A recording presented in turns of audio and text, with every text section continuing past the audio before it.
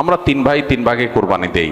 এক ভাইয়ের অবস্থা ভালো, তাই সে বেশিরভাগ টাকা দেয়, আর আমরা অল্প কিছু পরিমাণ শরিক হই। তাহলে কি আমাদের কোরবানি আদায় হবে কিনা? এটা একটা গুরুত্বপূর্ণ প্রশ্ন। কোরবানি দেওয়ার ক্ষেত্রে বিশেষ করে যখন ভাই ব্রাদাররা মিলে কোরবানি দেন, তখন এরকম পরিস্থিতি তৈরি হয়। একটা গরুর দাম ধরেন 70,000 টাকা, তো এক ভাই তার উপার্জন অনেক কম, সেজন্য সে 5,000 টাকা দিছে, আর বাকি টাকা যেটা আছে সেটা হয়তো বাকি ভাইরা দিস। কোরবানি হবে কিনা? উত্তর হলো কারোর কোরবানি হবে না। কোরবানিতে যে কোনো একটা পূর্ণ অংশ নিতে হবে। 7 ভাগের একটা পরিপূর্ণ অংশ, 7 ভাগের 1 ভাগ, 7 ভাগের 2 ভাগ, 3 ভাগ, 4 ভাগ, সর্বনিম্ন 1 ভাগ নিতে হবে। ভগ্নাংশ নেওয়া যাবে না, অর্থাৎ 1 ভাগেরও অর্ধেক নেওয়া যাবে না।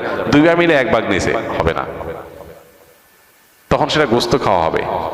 পশু জবাই হয়ে গেছে সহি পদ্ধতিতে, গোস্ত খাওয়া হবে, কিন্তু কোরবানি হবে না। কোরবানি বিশুদ্ধ হইতে হলে প্রত্যেককে পূর্ণাঙ্গ একটা ভাগ নিতে হবে। হ্যাঁ, এখন এমন হতে পারে যে এক ভাইকে আল্লাহ আর্থিক সচ্ছলতা দিয়েছেন, বাকিদেরকে দেন নাই, তো কি হবে?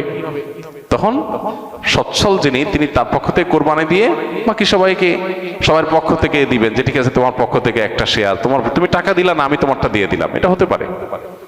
অথবা আরেকটা হতে পারে যে ঠিক আছে তুমি অল্প টাকা কামাই করছো, মাত্র 5,000 টাকা আছে, তুমি টাকা